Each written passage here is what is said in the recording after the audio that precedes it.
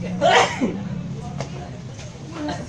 alhamdulillah, jadi kami teman-teman dari DPW dari 14 DPC malam ini adalah malam ketujuh yang DPC ya, yang diverifikasi, dan alhamdulillah di Kecamatan Taman Anda ini kita disambut dengan gembira ria. Dan alhamdulillah juga secara internal hasil verifikasi kami sangat memuaskan karena dari seluruh pengurus yang ada hadir semua, 3 laki-laki dan 2 perempuan.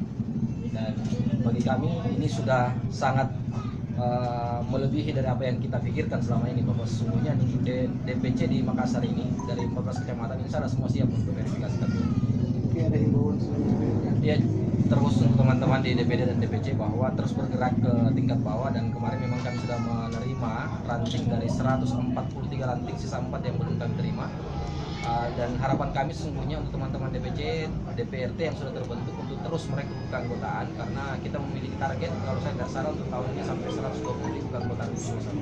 Ini KTA yang sudah masuk kurang lebih hampir 4.000 ya untuk Makassar sendiri, dan memang ada targetnya untuk Makassar kalau saya tidak salah hasil rapat teman-teman DPW kemarin itu kurang lebih sampai 6.000 tahun ini. Bagaimana proses setelah mendapatkan predikat yang memuaskan dari DPW sendiri?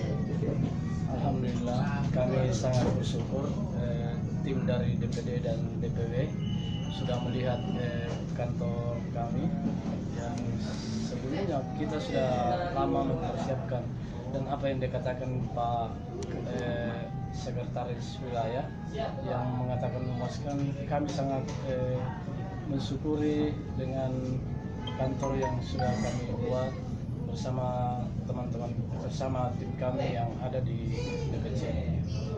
Mengenai rekrutasi Target untuk KTA wilayah Kecamatan Taman Ria sudah hampir semua, untuk semua kelurahan kita mempunyai kaderisasi, dan perekrutan anggotanya kita sudah jalan.